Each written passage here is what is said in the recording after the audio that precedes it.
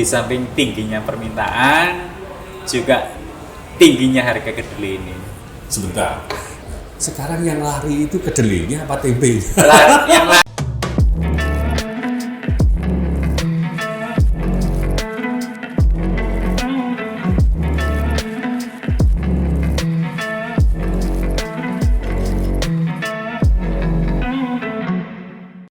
Assalamualaikum warahmatullahi wabarakatuh.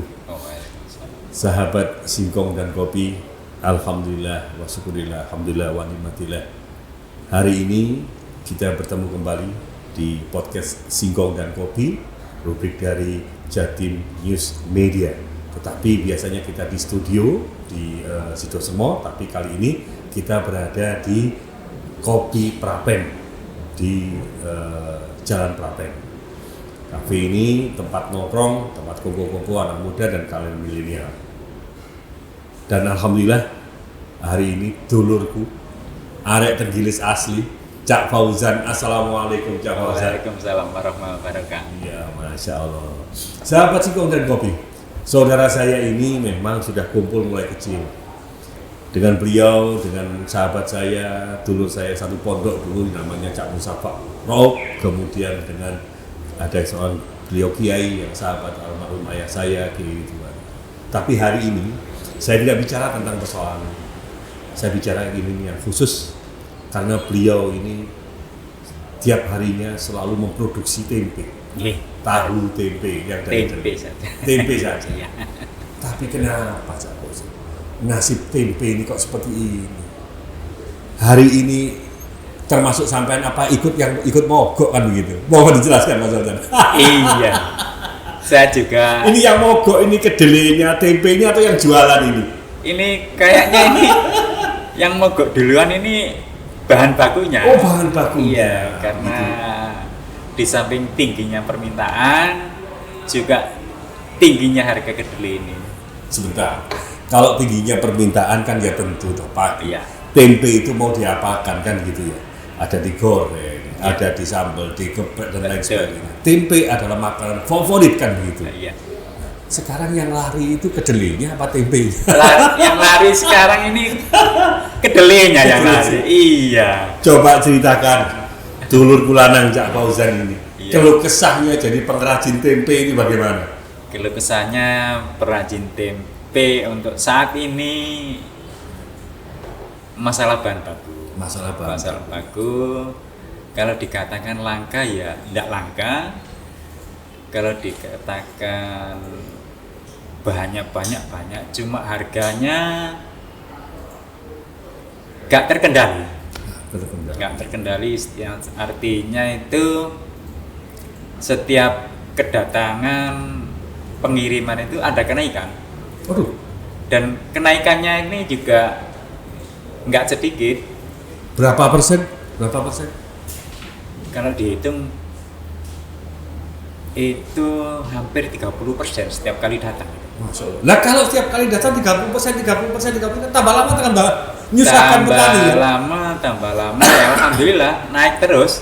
Dengan harga yang semakin tinggi, perajin tempe juga perajin tahu kesulitan menjual yang seperti dulu yang standar. Oke. Ya. Kalau dibuat naik, lah ini makanan pokok masyarakat umum di Indonesia. Oke. Kalau diperkecil, ya sebenarnya bisa diperkecil, tapi kita nggak tega ya. Seperti itu. Masya Allah. Sahabat Singkong dan Kopi, pengrajinnya masih mikir gak tego, kan begitu? Iya. Ya inilah santri-santrinya kayak Tuhan kan seperti ini ya. Artinya berjualan itu adalah ibadah kan begitu.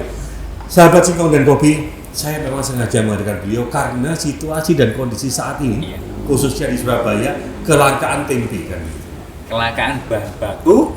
Akhirnya para perajin tempe sepakat memboikot. ini kamera panjang di sini Cak Fauzan. Diakoni artinya tidak mau jualan begitu artinya. Iya, karena tidak mau produksi. Tidak produksi 3 hari supaya ada perhatian dari pemerintah. Oke. dengan kenaikan harga kedelai yang begitu tinggi, supaya pemerintah ikut cawe-cawe agar mengendalikan harga kedelai ini seperti yang dulu. Maksudnya standarnya kan ada. Kalau kita jual dengan harga kedelai yang sekarang ini, ya kalau keuntungan semua dapat keuntungan, tapi untuk yang lainnya belum tercover. Oke. Hanya keuntungan saja. Cak Fauzan, sahabat-sahabatku Singkong dan Kopi, ini kota Surabaya. Dan di salah satu sudut kota Surabaya, tepatnya dekat dengan SMP 13 SMP saya, itu ada Kampung Tenggilis namanya. Kampung di mana banyak sekali pengrajin tempe. Pak Erik dan sahabat-sahabatku pemerintah kota Surabaya, tolong jeritan daripada pengrajin tempe ini diperhatikan. Apa solusinya? Melalui podcast Singkong dan Kopi hari ini, saya hadirkan Cak Fauzan ini untuk menceritakan agar pemerintah kota Surabaya juga bangga dong punya pengrajin tempe, kan begitu ya. Nah, tempe yang panjenengan, kedelai yang panjenengan beli ini dari mana?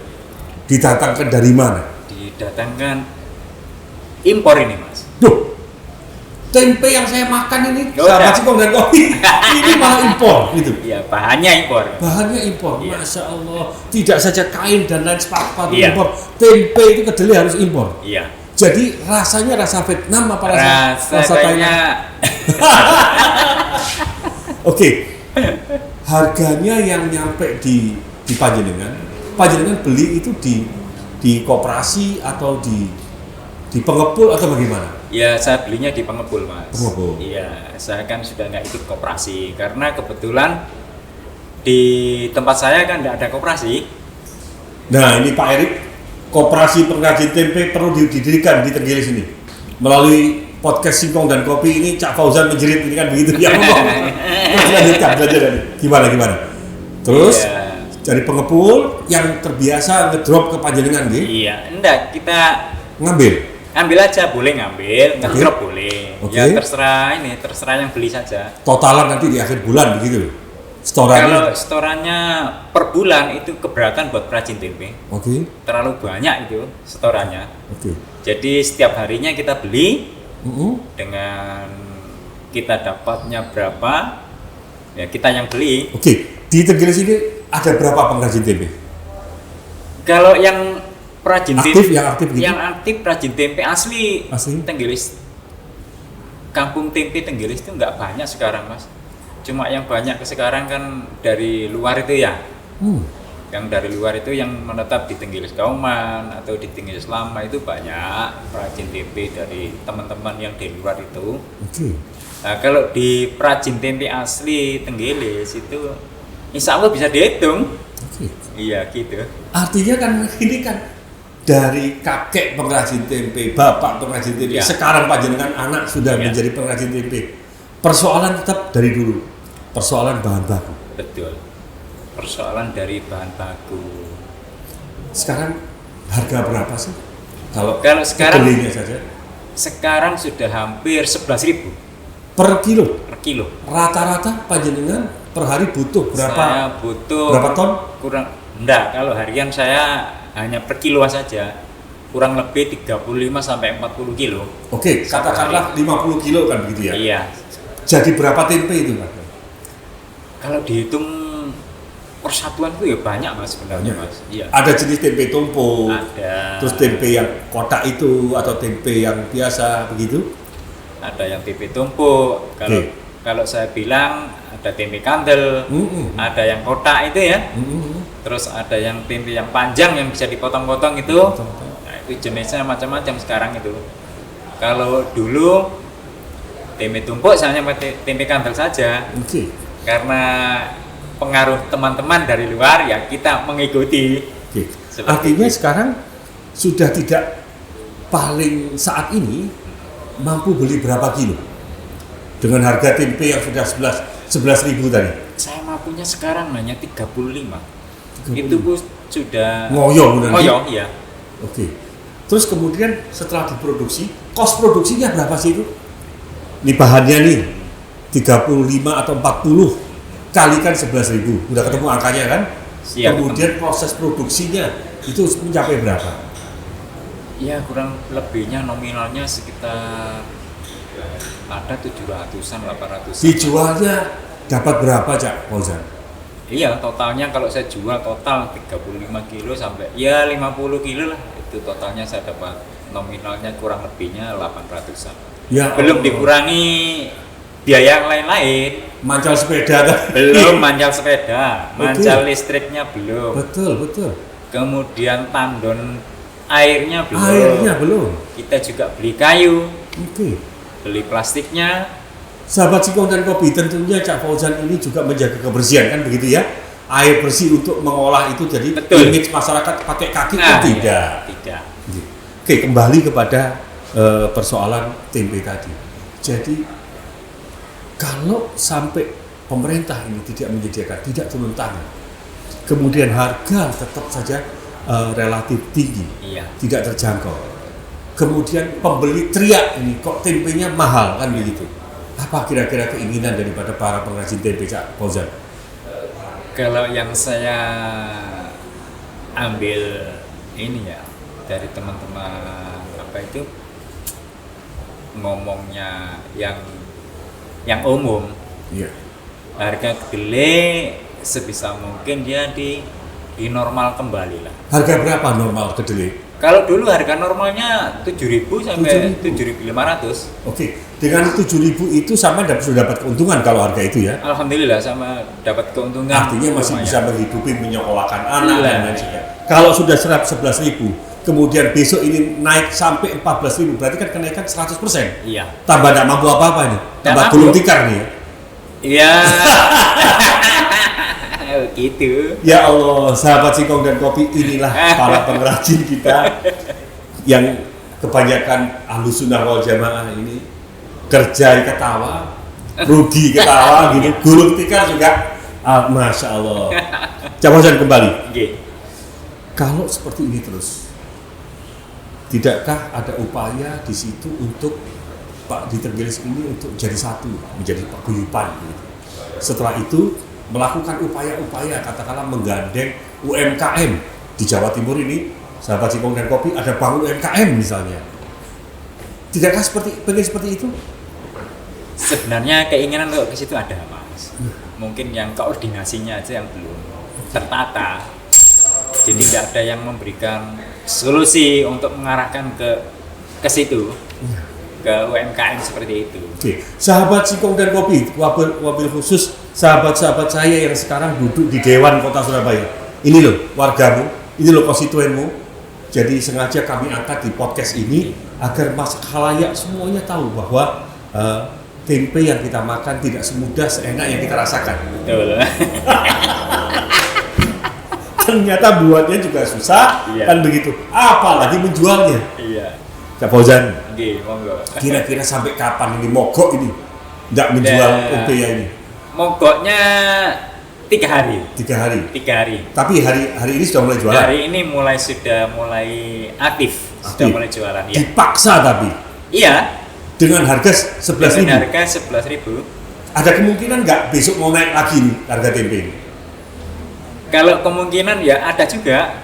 Kemungkinan ada karena Lalu sebentar, kalau harga itu segitu, kemudian sampai mau jual berapa kan begitu? Jangkau nggak masyarakat ini untuk membeli tempe itu kan begitu? nah ini ada 2 versi dari sini, Mas.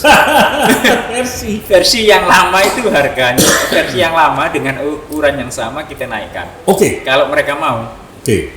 kalau nggak mau ya versi yang kedua kita buat ukuran yang perkecil dengan harga yang lama.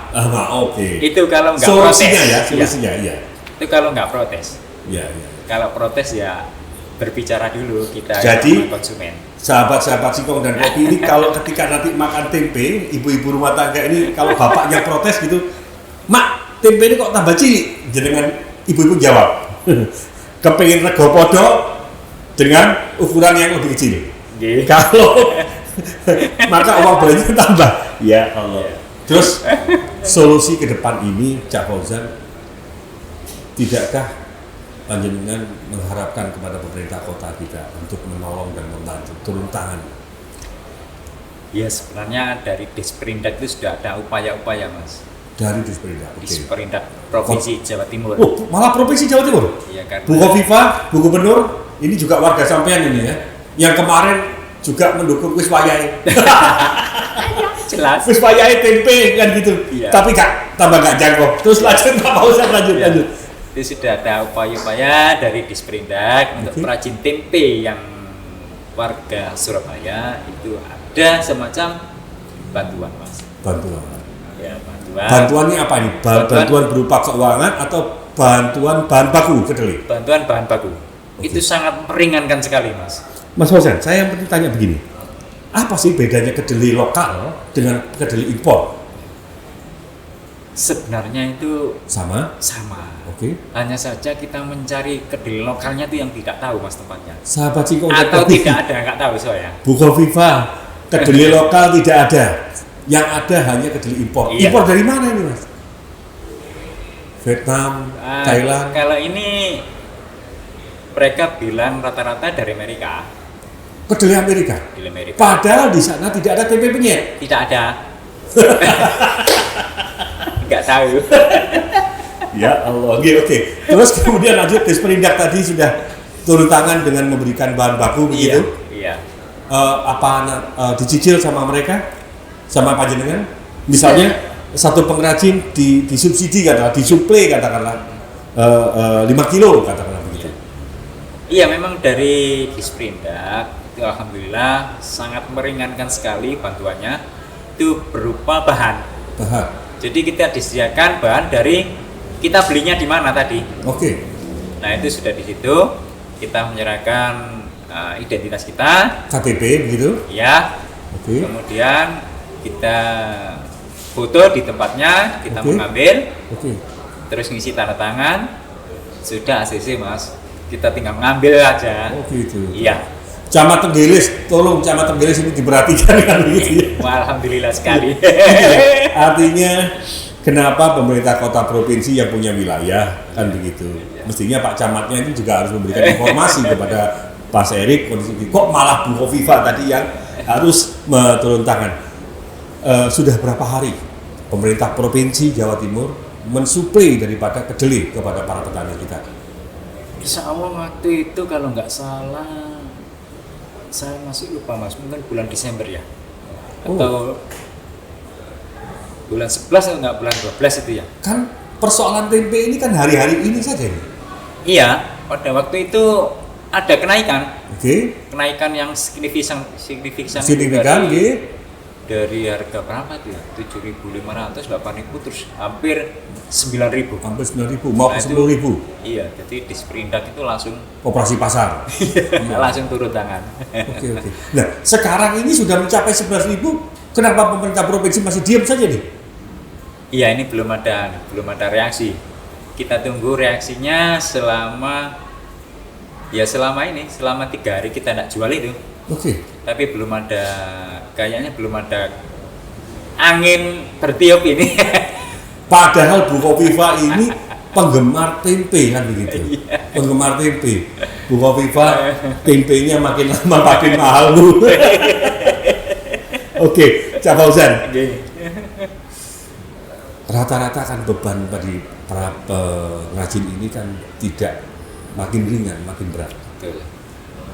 Kan begitu. Iya. Tidakkah ada upaya untuk tidak saja tempe dijual ke pasar, tetapi dikelola demikian rupa untuk menjadi suatu makanan yang lain, misalnya keripik tempenya, Iya. atau mencoba untuk jadi burger tempe kan begitu, atau makanan-makanan yang berdasarkan berbahan dasar tempe.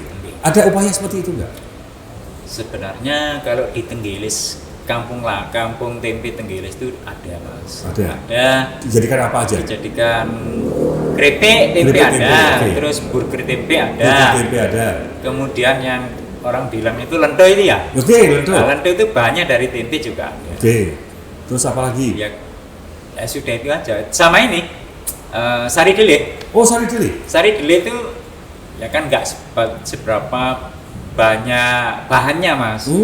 Nggak seperti perajin tempe sama tahu ya. Iya. Nah, kalau produksinya tahu sama tempe memang butuh bahan yang sama banyak sekali. yang dikeluhkan perajin tempe dan tahu itu bahan murah, terjangkau, bisa dijual. Iya. Dengan masyarakat beli juga dengan harga yang terjangkau. Iya, yang terjangkau. Kalau sekarang menjadi 11.000 per kilo, kemudian dibebani dengan ongkos produksinya 10.000, mau jadi berapa kan begitu ya? Betul sekali. Rata-rata per hari panjenengan ini menghasilkan seperti yang saya tadi sampaikan berapa kilo tepatnya? Saya sekarang ini 35 sampai 40 kilo, Mas. Itu bahan yang dibutuhkan. Yang dibutuhkan. Lalu per hari dicetak jadi tempe jadi berapa kilo? Biasanya kalau mencetak tempe itu 2 kali lipat, Mas. Oh, sehingga menjadi 60 kilo? Kurang lebihnya seperti itu. Oke, 60 kilo. Nah, artinya kan kalau 60 kilo kan kita sudah bisa membayangkan kan, yang 30 kilonya ini kan adalah profit kan gitu, keuntungan. Akan tetapi ini kan keuntungan ini kan masih dikurangi dengan kos produksi, air, listrik dan lain sebagainya. Tetap nggak jangkau kan? Jangkau pun agak ini, Mas. Ngos-ngosan. Iya. Untuk sisihkan untuk biaya listrik ya. Iya. Karena saya juga butuh ini tandon air untuk gilingan. Betul. Itu kan pakai tenaga listrik semua. Kemudian bahan beli kayunya itu kan juga butuh kos juga. Oke. Yang menarik, di tengah kota Surabaya ada kampung tempe. Ya. Di tengah kota Surabaya ini ada produksi tempe, dan di tengah kota Surabaya ini di Tenggilis produksi tempe macet kan begitu. Hanya karena persoalan bahan baku yang tak kunjung datang. Iya. Bahan baku yang makin mahal kan begitu. Oke. Kalau sekiranya tadi sudah kita jelaskan, digambarkan bahwa panjenengan sudah memodifikasi ini jadi itu segala macam, jadi keripik segala macam. Yang paling diminati masyarakat ini tempe batangan atau bagaimana? Untuk saat ini yang buat penyetannya tempe batangan, Mas. Oke. Iya. Jadi panjenengan juga sudah punya pasar, katakanlah pasar Soponyono, Rungkut itu sudah sekian. Iya. Pasar mana lagi sudah sekian. Itu sudah terbiasa terbagi begitu ya? Iya, sudah terbiasa, dan alhamdulillah saya dibantu oleh teman-teman itu yang jualan penyetan. Oke. Kalau sore hari ada teman-teman itu yang jual penyetan itu saya datangi. Oke, nawarkan tempenya. Nawarkan tempe ya. Kebetulan ada yang banyak yang kenal ya. Akhirnya meskipun dia punya langganan, tapi ngambil saya sedikit nggak apa-apa. Asalkan bisa buat pemasukan untuk saya, untuk keluarga saya gitu. Oke. Cak Fauzan, saya jadi mikir ini. Apakah kedelai yang di panjenengan beli ini begitu dibeli proses habis? Tidak bisa panjenengan nyimpan begitu? Kalau nyimpannya nggak bisa, Mas. Kalau 35, 40 ya kita langsung habis, kita proses, yang langsung habis. Oke. Ya kalau secara pasarnya lagi rame, mungkin tempenya begitu datang langsung habis ya. Begitu lagi pasarnya lagi turun, kan kita kadang-kadang kan juga sisa juga produksinya itu.